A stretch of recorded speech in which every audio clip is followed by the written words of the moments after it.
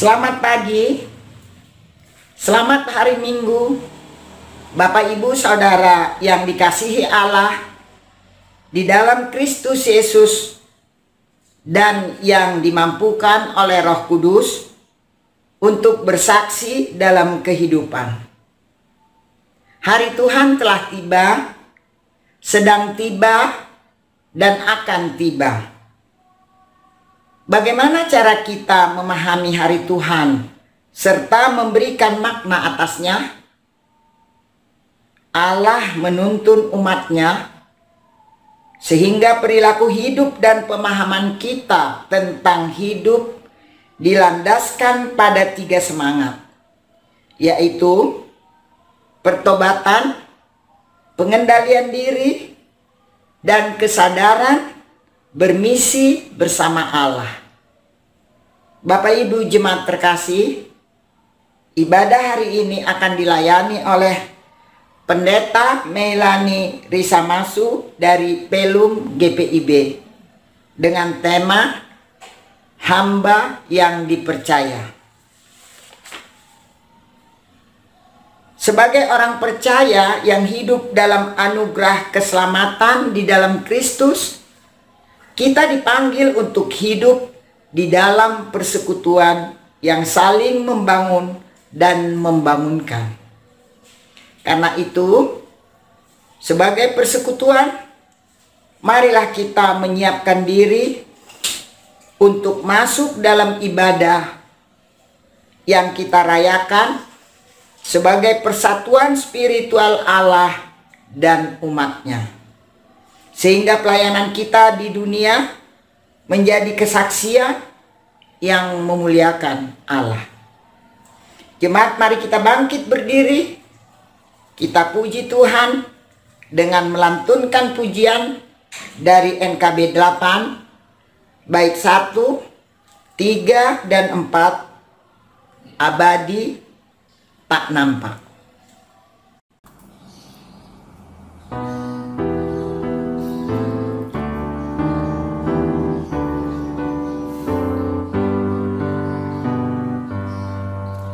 Abadi tak nampak yang Maha Esa, yang tak terhampiri terang tatanya, yang dalam putranya telah dikenal.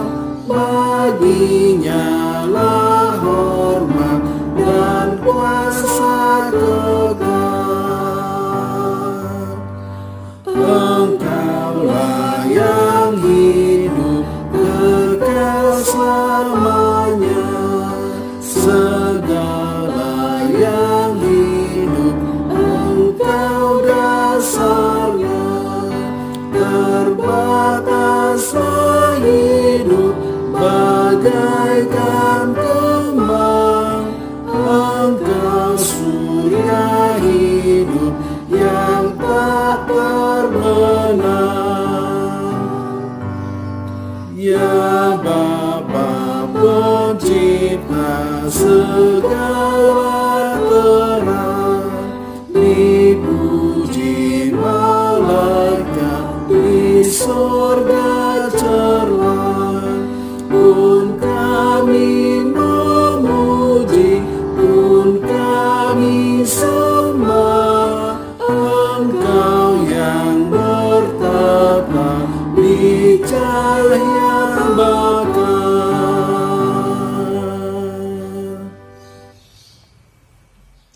Terimalah votum dan salam. Pertolongan kita adalah dalam nama Tuhan yang menjadikan langit dan bumi, yang kasih setianya kekal selama-lamanya.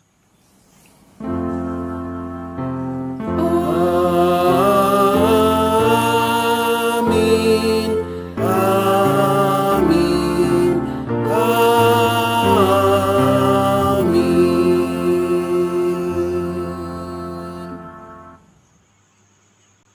Salam sejahtera bagi saudara yang datang dalam nama Tuhan. Tuhan besertamu. Saudara-saudara yang terkasih, tema ibadah di hari ini adalah hamba yang dipercaya. Dan sebelum kita masuk dalam pelayanan firman, kita menghadap Tuhan untuk mengakui dosa kita. Saudara kekasih, marilah kita merendahkan diri dan mengakui segala kesalahan dan dosa yang kita perbuat di hadapan Tuhan. Mari kita berdoa. Allah sumber kasih yang mengasihi kami sepenuh hati. Kami mengakui perilaku dan perbuatan yang tak berkenan kepadamu, sehingga kami tidak hanya menyakiti hati saudara, namun kami juga menyakiti hatimu. Kami mengaku bahwa kami telah berlaku tidak adil, tidak jujur, dan berpaling dari kebenaran-Mu. Kami mengaku kami mengabaikan panggilan dan tugas kami sebagai hamba yang setia, sebagai hamba yang mengaku percaya. Kami mengaku bahwa kami tidak setia dalam perkara yang kecil, dan kami mengeluh karena kelelahan dan ketidakyakinan. Kami mengaku bahwa kami belum membela atau berpihak kepada saudara-saudara yang juga mengalami berbagai problema. Kami bergumul dengan masalah kami, dan kami tidak merengkuh pengalaman-pengalaman saudara-saudara kami yang juga mengalami musibah. Kami mengaku bahwa kami sebagai orang tua mengabaikan tugas kami, dan kami sebagai anak-anak melupakan kebaikan Tuhan dalam kehidupan kami melalui orang-orang yang mengasihi kami. Ampunilah kami ya Allah. Di dalam Kristus kami berdoa. Amin.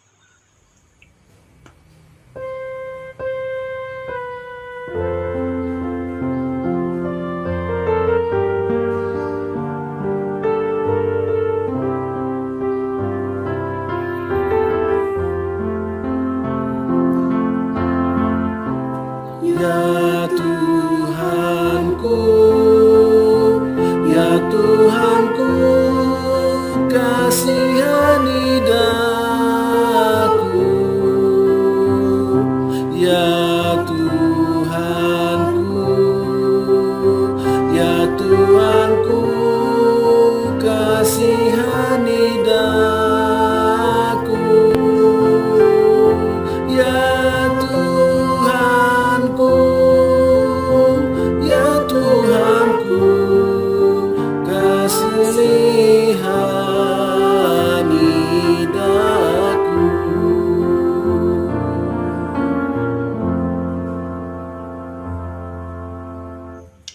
Saudara sekalian, sebagai pelayan Yesus Kristus, kami memberitakan bahwa pengampunan dosa telah berlaku dalam nama Bapa, Anak, dan Roh Kudus. Amin. Marilah kita mendengar berita anugerah yang terambil dari Roma pasal 14 ayat 8. Sebab jika kita hidup untuk Tuhan. Dan jika kita mati untuk Tuhan. Jadi baiklah hidup atau mati, kita adalah milik Tuhan. Demikianlah berita anugerah dari Tuhan. Syukur kepada Allah. Bagi saudara-saudara yang ada di rumah maupun yang sedang sendiri, terimalah salam damai dan saling memberi salam.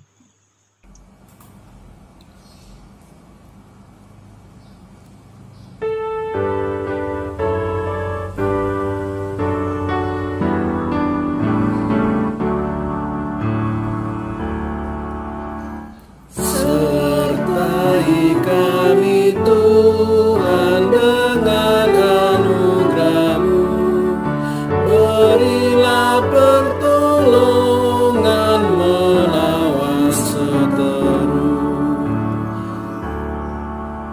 Sertai kami Tuhan di dalam firman-Mu, sehingga kebajikan dan selamat pun penuh. Sertai kami Tuhan dengan cahaya-Mu, jadi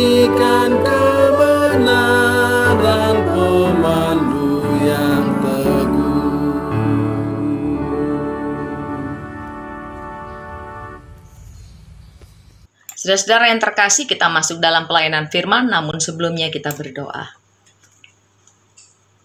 Tuntunlah kami dengan kebenaran dan rahmatilah kami ya Allah dengan Roh Kudus-Mu sehingga akal budi dan batin kami dituntun oleh kasih-Mu dan kami memahami kebenaran-Mu. Bersabdalah, kami siap untuk mendengar. Amin. Bacaan pertama dari Zefanya 1 ayat 7 dilanjutkan ayat 12 sampai 18. Berdiam dirilah di hadapan Tuhan Allah, sebab hari Tuhan sudah dekat. Sungguh Tuhan telah menyediakan perjamuan korban dan telah menguduskan para undangannya. Dilanjutkan ayat 12 sampai 18. Pada waktu itu, aku akan menggeledah Yerusalem dengan memakai obor dan akan menghukum orang-orang yang telah mengental seperti anggur di atas endapannya dan yang berkata dalam hatinya, Tuhan tidak berbuat baik dan tidak berbuat jahat. Maka harta kekayaannya akan dirampas dan rumah-rumahnya akan menjadi sunyi sepi. Apabila mereka mendirikan rumah, mereka tidak akan mendiaminya. Apabila mereka membuat kebun anggur, mereka tidak akan minum anggurnya. Sudah dekat hari Tuhan yang hebat itu. Sudah dekat dan datang dengan cepat sekali. Dengar, hari Tuhan pahit. Pahlawan pun akan menangis. Hari kekemasan hari itu. Hari kesusahan dan kesulitan. Hari kemusnahan dan pemusnahan, hari kegelapan dan kesuraman, hari berawan dan kelam, hari peniupan sangkakala dan pekik tempur, terhadap kota-kota yang berkubu dan terhadap menara penjuru yang tinggi. Aku akan menyusahkan manusia, sehingga mereka berjalan seperti orang buta, sebab mereka telah berdosa kepada Tuhan. Darah mereka akan tercurah seperti debu dan usus mereka seperti tai. Mereka tidak dapat diselamatkan oleh perak atau emas mereka pada hari kekemasan Tuhan.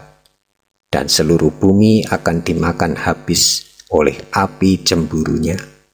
Sebab kebinasaan, malah kebinasaan dahsyat diadakannya terhadap segenap penduduk bumi. Demikianlah sabda Tuhan. Mazmur antar bacaan dari Mazmur 90 ayat 1 sampai 12. Allah tempat perlindungan yang kekal. Doa Musa, abdi Allah. Tuhan, Engkaulah tempat perteduhan kami turun-temurun. Sebelum gunung-gunung dilahirkan dan bumi dan dunia diperanakkan, bahkan dari selama-lamanya sampai selama-lamanya, Engkaulah Allah.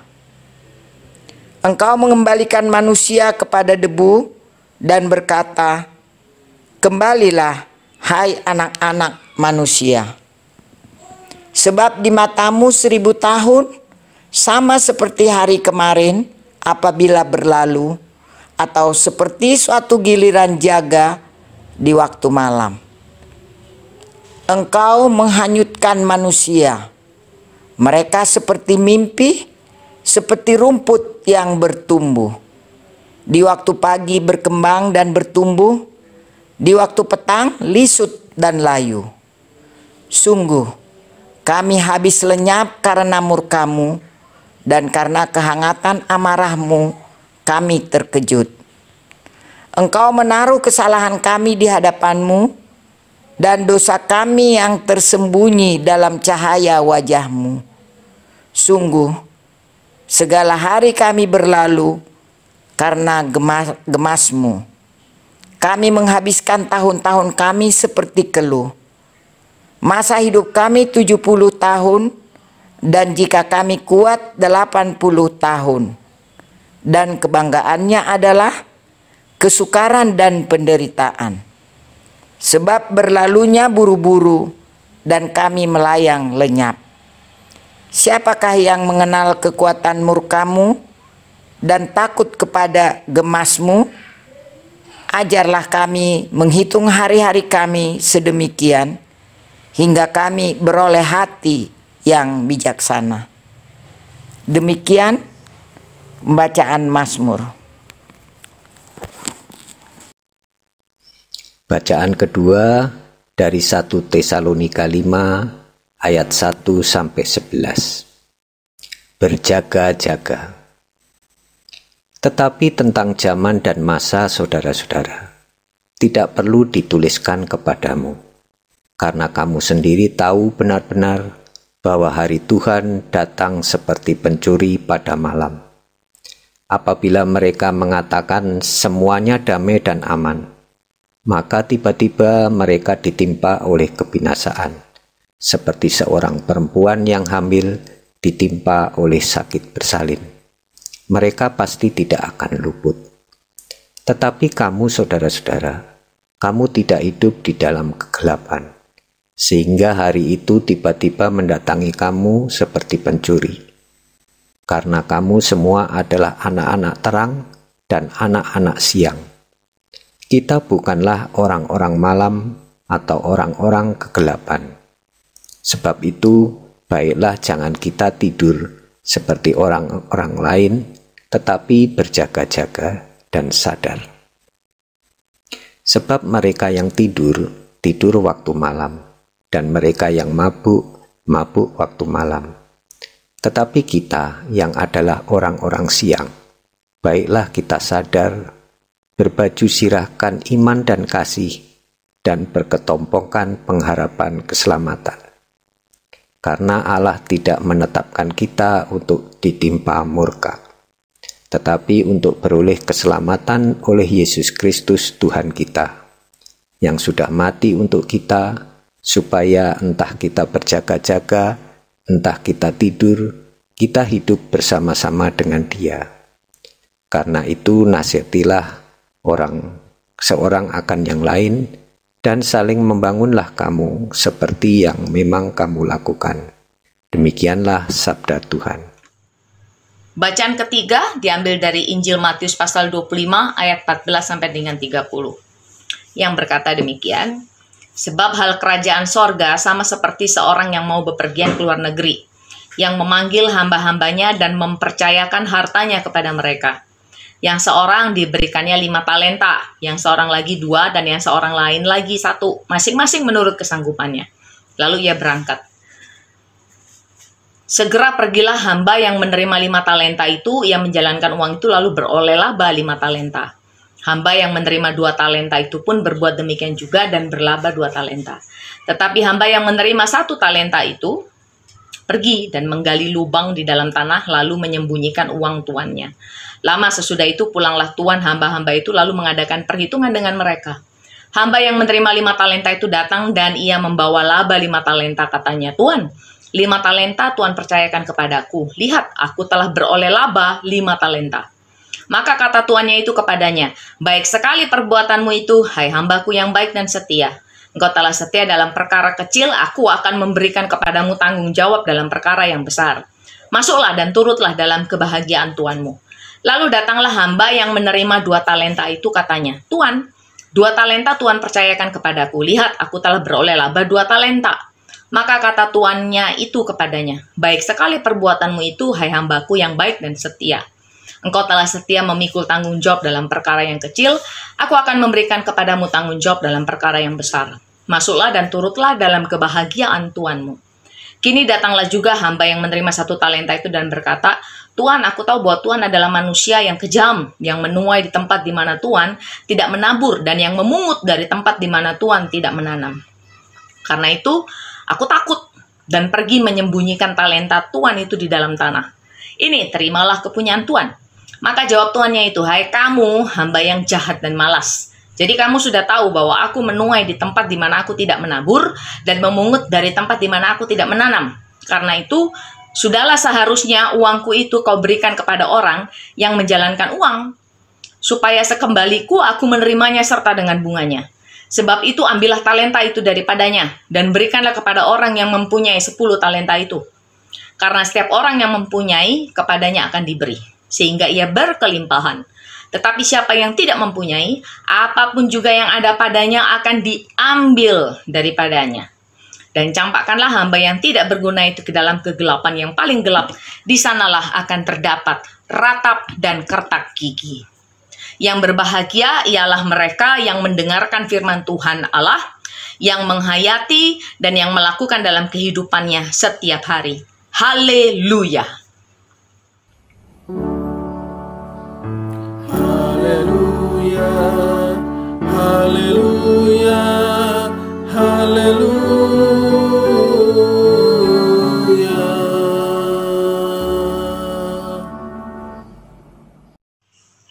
Saudara-saudara yang terkasih dalam Tuhan Yesus, sesudah kita mendengarkan pembacaan Alkitab tadi, maka saya akan mulai dengan satu pertanyaan yang akan menuntun kita. Apa yang saudara bayangkan tentang hari Tuhan? Apakah di benak kita muncul perasaan takut, perasaan khawatir, bayangan seperti apa yang saudara miliki tentang hari Tuhan? Saya yakin bahwa kita punya pandangan yang berbeda-beda satu dengan yang lain. Mari kita belajar dari kesaksian Alkitab di hari ini. Nah, topik tentang hari Tuhan yang muncul dalam Alkitab, setidaknya dari bacaan kita di hari ini dapat diartikan pada 3 hal. 3 kata kunci: hari Tuhan sebagai penghukuman atau penghakiman, hari Tuhan sebagai penantian, masa penantian, dan yang ketiga, hari Tuhan sebagai perayaan keseharian. Di 3 makna inilah kita akan belajar, kita akan lebih dalami. Nah, bagian pertama, bagaimana memahami hari Tuhan sebagai penghukuman, baik yang dianggap sudah terjadi atau yang belum terjadi. Sebagai contoh dari pembacaan teks Zevanya yang kita baca tadi. Di segmen ini, kita memahami bagaimana kemudian tentara Babel diyakini sebagai alat yang Allah gunakan untuk menyerbu dan meluluhlantakkan Yehuda dan Yerusalem. Dan peristiwa ini digunakan untuk menjelaskan bahwa itu adalah bagian dari hari Tuhan, hari penghukuman oleh karena dosa umat Israel. Nah, yang kedua adalah hari Tuhan sebagai penantian. Ini pemahaman yang kedua tentang hari Tuhan. Sebagai penantian menuju akhir zaman atau zaman akhir. Atau ada orang yang menjelaskannya sebagai kiamat, Armageddon, the end of the world.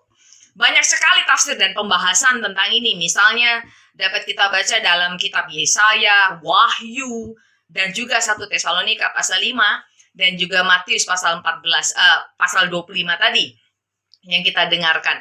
Nah, segmen hari Tuhan yang dipahami sebagai masa penantian ini dipahami sebagai hari yang akan mengantar manusia sampai ke hari akhir atau zaman akhir, di mana Allah akan meminta pertanggungjawaban.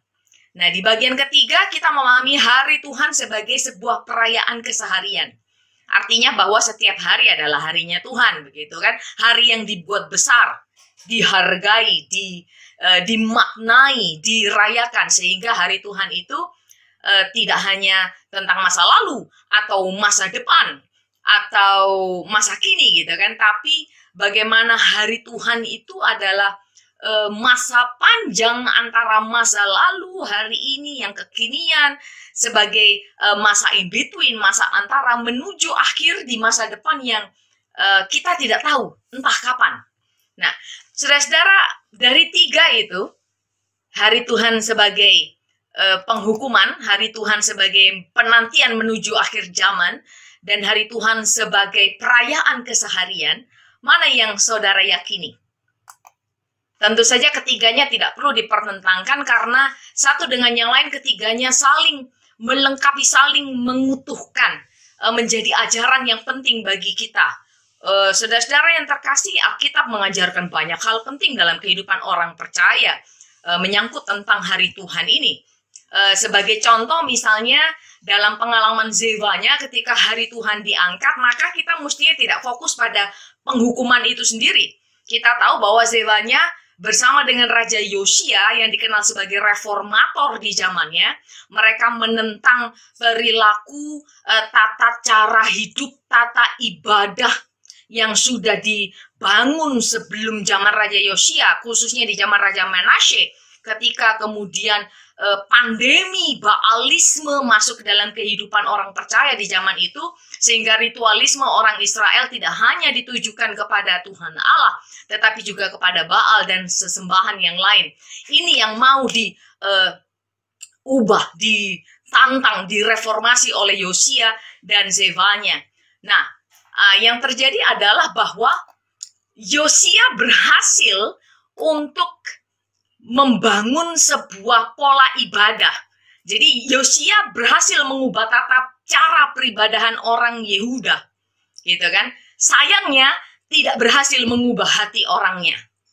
Celakanya, puncak dari kedegilan hati orang Israel yang hidupnya mendua itu adalah hari Tuhan lewat penghukuman. Nah, ada peringatan pada teks bacaan ini, tapi juga sekaligus berita pemulihan jikalau dibaca di bagian akhir. Nah, saudara-saudara yang terkasih, bentuk kedua dari hari Tuhan yang kita baca dari 1 Tesalonika pasal 5 ayat 1 sampai dengan 11 mau mengatakan bahwa Paulus menggunakan metafora hari Tuhan bagaikan pencuri di malam hari. Metafora ini digunakan oleh Paulus untuk menegaskan bahwa karena tidak ada yang tahu pasti kapan datangnya, maka yang penting bukan membicarakan tentang kapan hari Tuhan itu datang, tapi bagaimana orang percaya memaknai masa penantian itu sehingga tidak boleh kosong, tidak boleh tidak waspada. Menggunakan kata tidur yang disamakan atau diartikan sebagai situasi di mana tidak lagi berkarya, tidak lagi berusaha, tidak ada lagi daya, begitu kan ya. Nah, Ibu Bapak Saudara, menurut catatan, maka yang penting yang digarisbawahi oleh Rasul Paulus adalah bahwa masa penantian ini tidak boleh kosong, melainkan diisi, dimaknai, diberi arti. Dengan cara apa? Dan di ayat yang ke-11 kita temukan catatan penting bagaimana Paulus mendorong umat untuk bangun dan saling membangun. Nah, saudara-saudara, teks bacaan dari 1 Tesalonika pasal 5 tadi relevan bagi kita di zaman sekarang. Apa upaya-upaya yang secara sadar kita lakukan, secara sengaja kita lakukan, dilakukan oleh gereja, sehingga dalam masa jeda yang sulit ini, penantian yang sulit ini, seperti masa sulit yang dialami oleh saudara-saudara kita di konteks Tesalonika, bagaimana kita membangun dan saling membangun, saling menguatkan, baik spiritualitas, ekonomi, atau mental. Nah, saudara-saudara yang terkasih, menarik bahwa Paulus menggunakan metafora baju zirah yang identik dengan perang dan perlawanan di zaman itu, namun ia mengubahnya untuk dimaknai kembali secara rohania. Sehingga perlawanan orang Kristen terhadap kejahatan, kebatilan, ketidakadilan itu bukan melalui kekerasan, perang, tetapi melalui karya kasih dalam iman dan dalam pengharapan. Sehingga karya rohani itu diterjemahkan lewat upaya-upaya nyata yang menghadirkan suasana siang, yaitu aktif, karya, bekerja, dan seterusnya. Nah, saudara-saudara yang terkasih, pesan ini ditajamkan oleh pembacaan dari teks Alkitab yang diambil dari Injil Matius pasalnya yang ke-25 ayat 11 sampai dengan 40 yang mengisahkan tentang talenta, begitu kan? Nah, kisah ini diangkat oleh Yesus menjelaskan tentang seorang tuan yang memberikan talenta, dan hari Tuhan dimaknai, dipahami sebagai sebuah perayaan keseharian. Bagaimana cara kita memahaminya, begitu?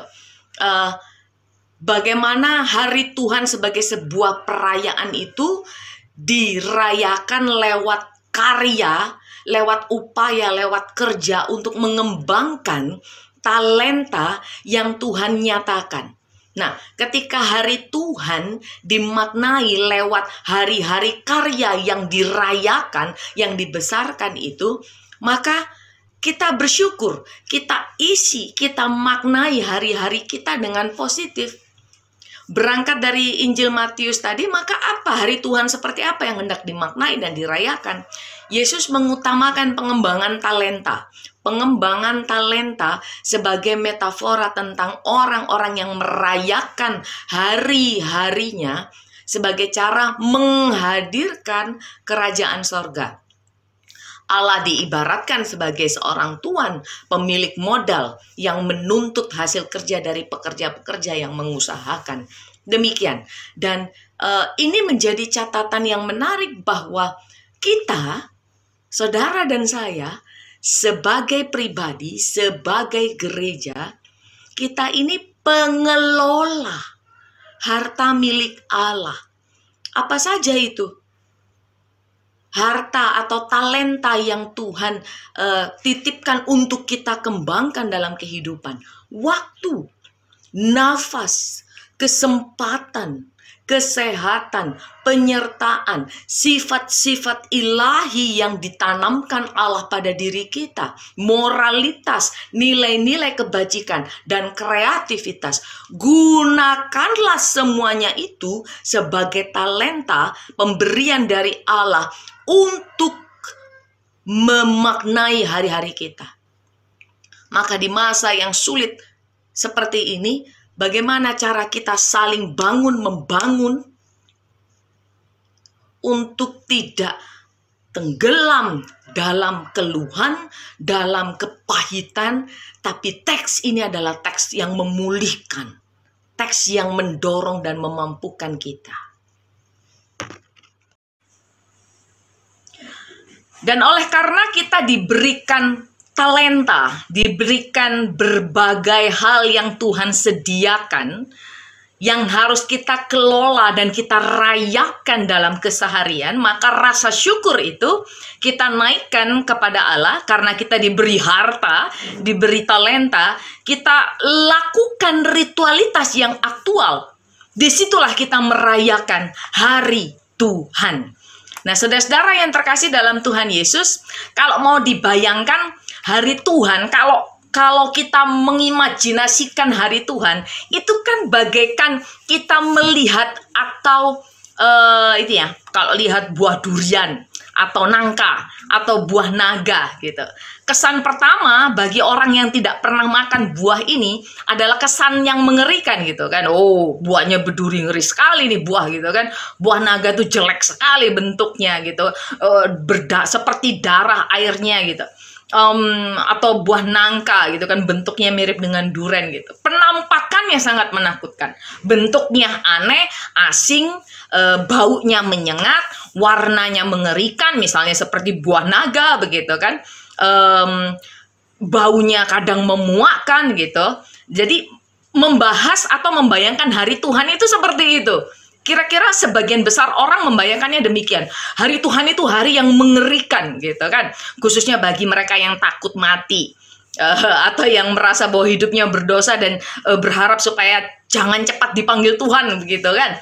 Namun sebagaimana yang sudah kita kupas, saudara-saudara kita semuanya dengarkan pada bagian sebelumnya, maka hari Tuhan itu bukan semata-mata adalah hal yang menakutkan atau memuakkan.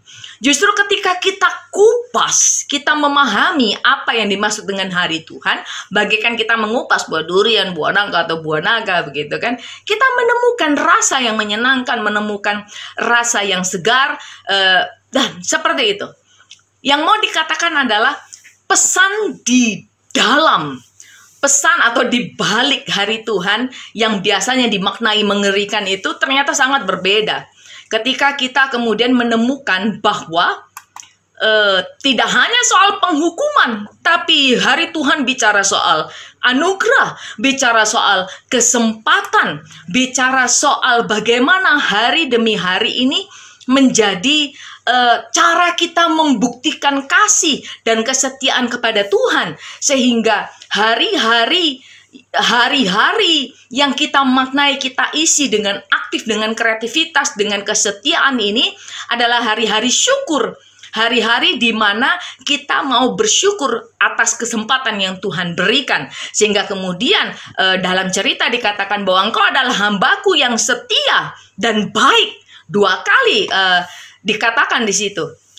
Yang mau ditegaskan adalah bahwa kesetiaan dan kebaikan yang dilakukan oleh seorang hamba yang taat dengan kehendak tuannya, itu yang kita lakukan. Hamba yang ketiga takut pada tuannya. Dia memiliki hati yang takut pada tuannya. Tapi rasa takut pada tuannya itu membuat dia berhenti untuk berkarya. Ini berbeda. Maka di hari-hari yang kita maknai sebagai hari Tuhan yang kita rayakan dalam keseharian itu, kita hidup dalam rasa takut kepada Tuhan, tapi rasa takut itu bukan kita wujudkan dengan tidak melakukan karya. Nah, saudara-saudara yang terkasih dalam Tuhan Yesus, yang mau dikatakan merayakan keseharian berarti merayakan hari Tuhan. Dan merayakan kehadiran Allah lewat karya-karya sorgawi yang baik, berguna, dan bermanfaat. Cek.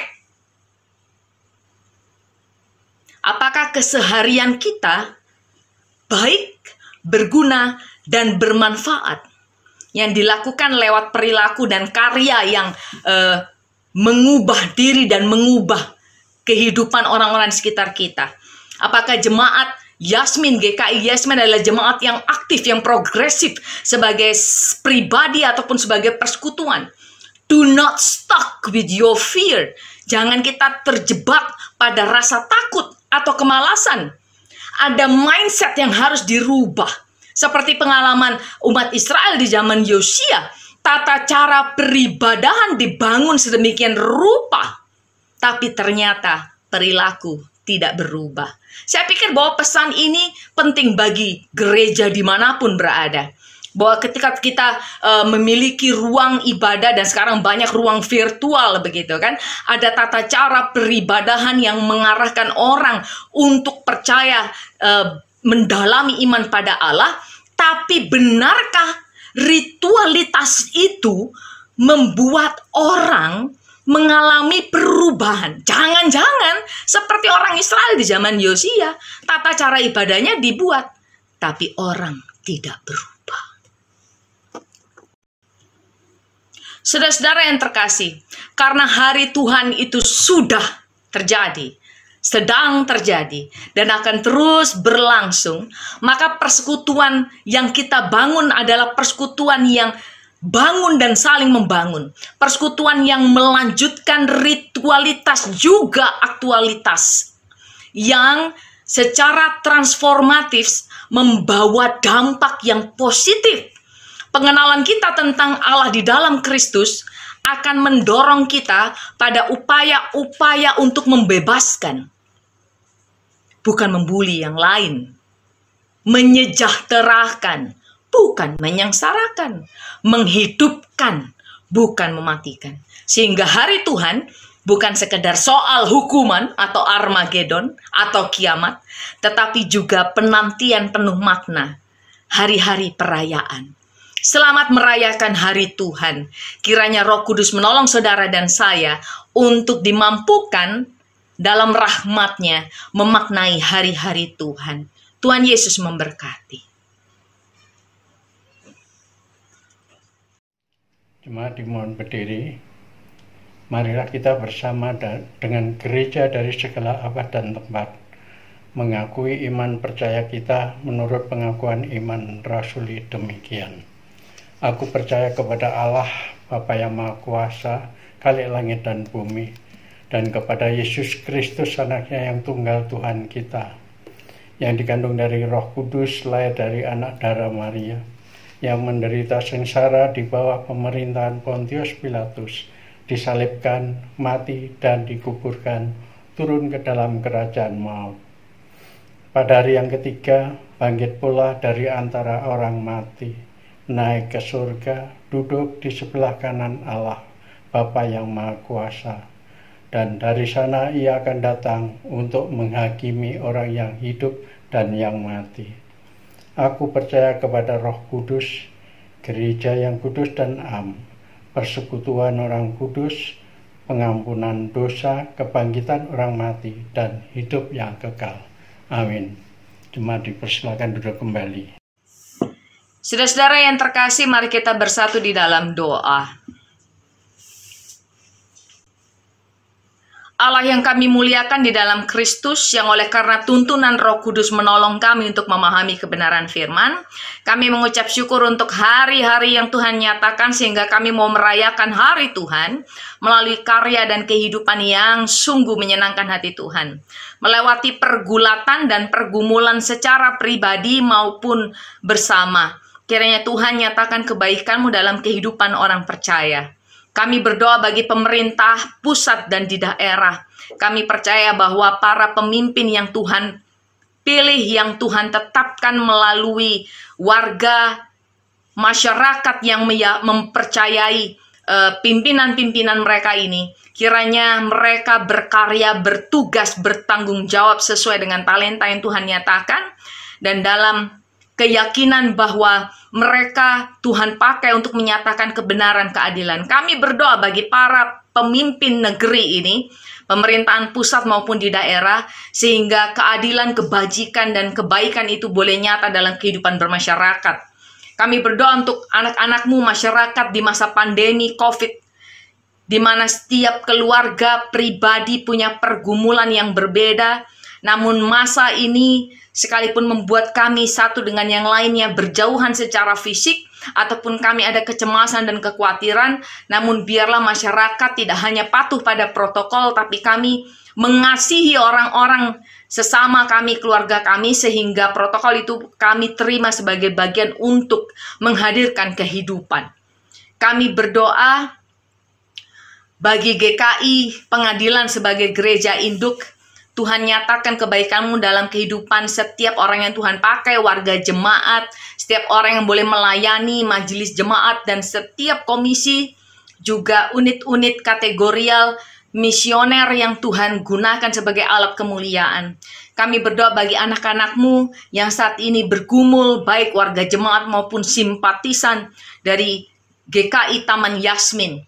Bagi keluarga dan keluarga demi keluarga, bagi para lansia, dan kami berdoa sungguh bagi saudara-saudara kami yang saat ini oleh karena situasi ekonomi ataupun sakit fisik, sakit mentalnya, mengalami pergulatan besar secara psikologis. Kami berdoa bagi saudara-saudara kami yang dalam masa pemulihan. Sungguh Tuhan, dari anak-anak sampai dengan lansia, kami serahkan pribadi-pribadi ini yang saat ini terus mendamba kebaikan Tuhan, sehingga dalam kehidupan persekutuan orang percaya, anak-anak-Mu ini terus mengalami sukacita, dibangun dan terus saling membangun.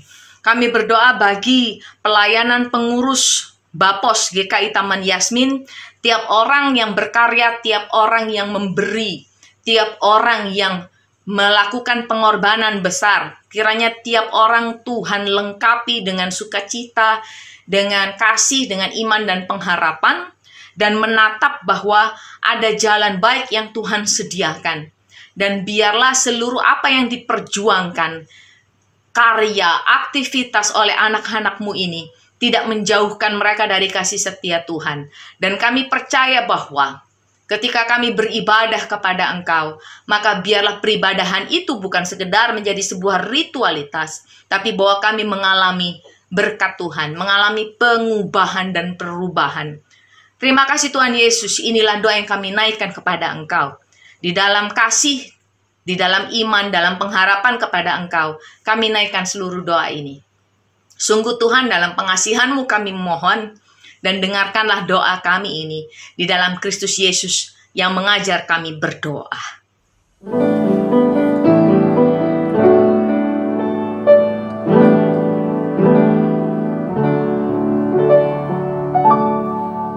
Bapa kami yang ada di sorga,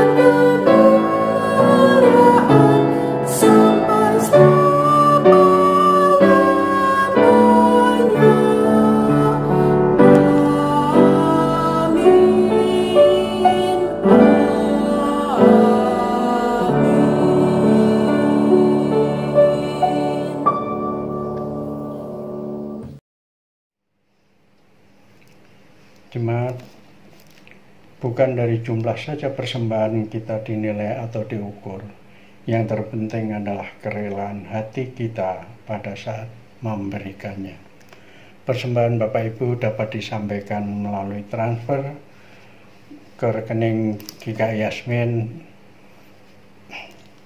dengan Bank BNI, nomor rekening yang tercantum seperti pada layar, atau dapat dimasukkan dalam amplop untuk nanti pada saat kita sudah bisa beribadah secara normal kita sampaikan ke bendahara. Pada saat ini kita diingatkan oleh nats Alkitab dari 1 Tarawih 16 ayat 29. Demikian. Berilah kepada Tuhan kemuliaan namanya, bawalah persembahan dan masuklah menghadap Dia, sujudlah menyembah kepada Tuhan dengan berhiaskan kekudusan. Pada saat kita menyampaikan persembahan, kita memuji Tuhan dari Kidung Jemaat 294 bait pertama, kedua, dan kelima.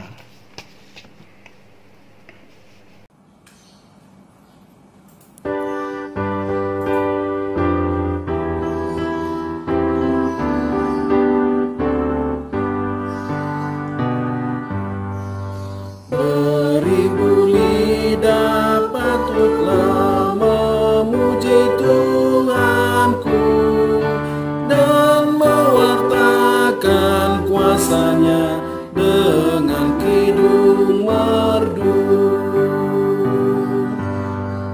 Yesus, namamu cukuplah menghibur yang sedih, membuat hati tenteram, merawat yang pedih. Tolonglah aku ya Tuhan, mengangkat suaraku, kan ku sebar di dunia, agungnya namamu.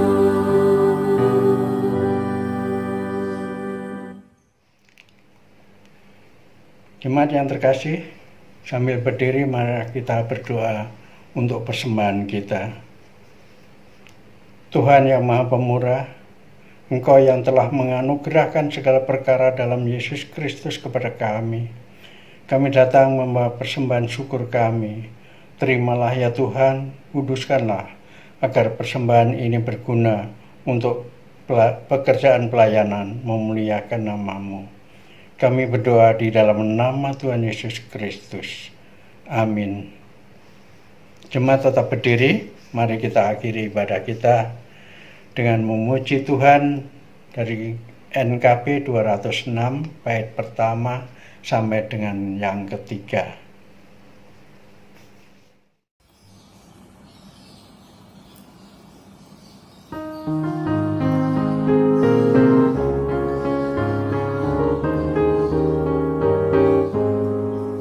Mercusuar kasih Bapa, memancarkan sinarnya, namun suluh yang di pantai, Kitalah penjaganya. Pelihara suluh pantai, walau hanya gelap, agar tiada orang hilang di lautan yang gelap.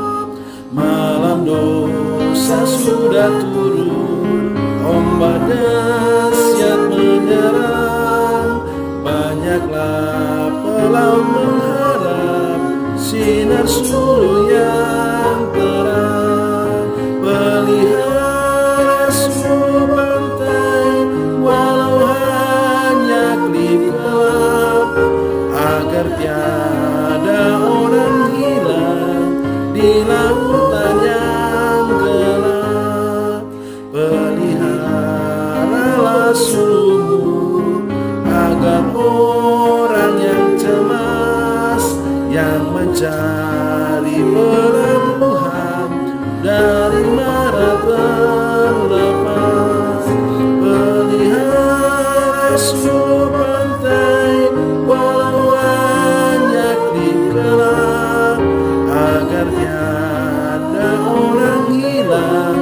di lautan yang gelap.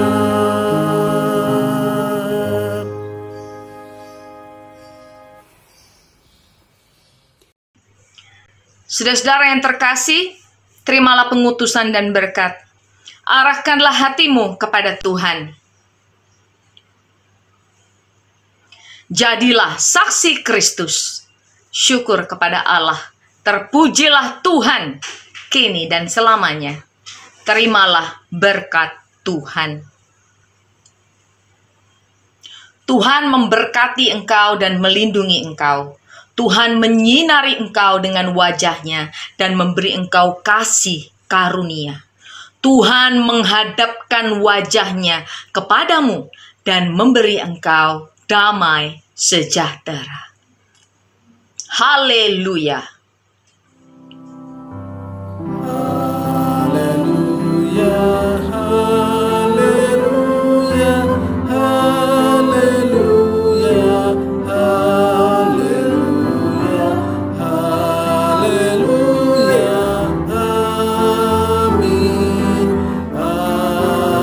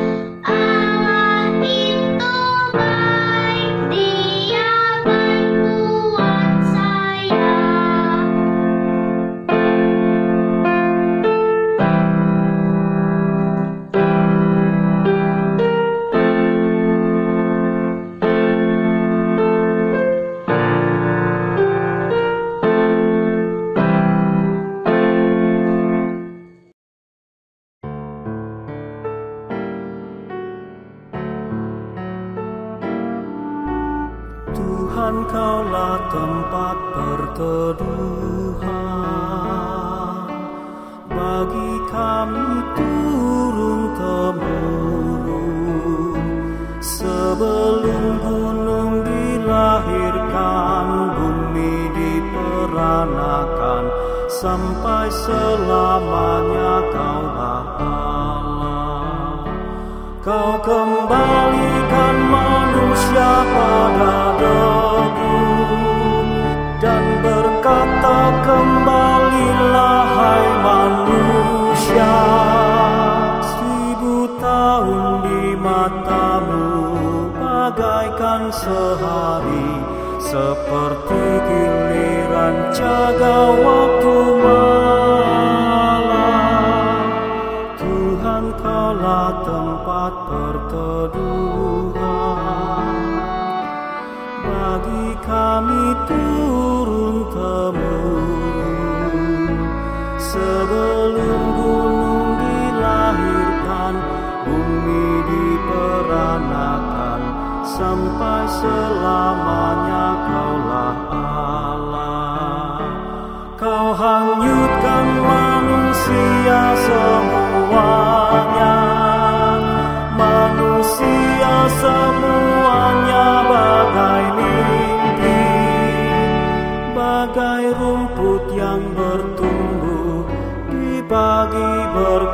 pulang pada waktu petang jadi lisu dan layu. Tuhan, Kaulah tempat perteduhan bagi kami turun-temurun. Sebelum gunung dilahirkan, bumi diperanakan, sampai selamanya Kaulah Allah.